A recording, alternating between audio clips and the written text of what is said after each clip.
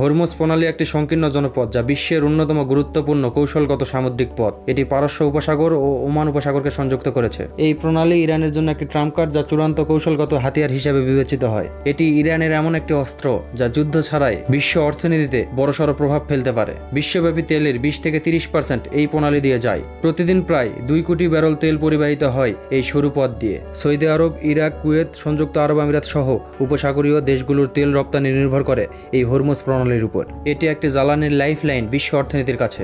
এখন প্রশ্ন হতে পারে, ইরান যদি হরমুজ প্রণালী বন্ধ করে দেয় তাহলে এটি বিশ্বের উপরে কি ধরনের প্রভাব ফেলতে পারে। বিশ্বজুড়ে জ্বালানির হাহাকার শুরু হবে, তেলের দাম বেড়ে যাবে আকাশচুম্বী পর্যায়ে। এই অবস্থায় যুক্তরাষ্ট্র, সৌদি আরব সহ পশ্চিমা শক্তিগুলো হস্তক্ষেপ করতে পারে। এতে যুদ্ধ বা সামরিক সংঘাত ঘটার আশঙ্কা থাকে। ট্রান্সপোর্ট খরচ বাড়বে, খাবারের দামও বেড়ে যাবে, এতে করে মুদ্রাস্ফীতি ঘটবে। তাহলে ইরান কি সত্যিই হরমুজ প্রণালী বন্ধ করে দিতে পারে? ইরান একাধিকবার এই হুমকি দিলেও এটি বন্ধ করে দেওয়ার সিদ্ধান্ত তাদের নিজেদেরও ক্ষতিগ্রস্ত করতে পারে, কারণ ইরান নিজেও তাদের 80% তেলের রপ্তানি এই পথ দিয়েই করে। তাই এই প্রণালী বন্ধ করলে নিজেদের অর্থনীতিও ক্ষতিগ্রস্ত হবে। এই সিদ্ধান্তের ফলে আন্তর্জাতিক প্রতিক্রিয়া হবে ভয়াবহ, এমনকি মিত্র দেশগুলোরও সমর্থন হারাতে পারে। তাই ইরান প্রযুক্তিগতভাবে হরমুজ প্রণালী বন্ধ করতে পারলেও বাস্তবতা কখনোই করবে না। এটি ইরানের জন্য কৌশলগত চাপ সৃষ্টি করার একটি হাতিয়ার মাত্র। তবে কখনো যদি এমন সিচুয়েশন তৈরি হয়, যদি ইরানের নিজের পায়ের মাটি সরে যায়, তাহলে তারা তা বন্ধও করে দিতে পারে।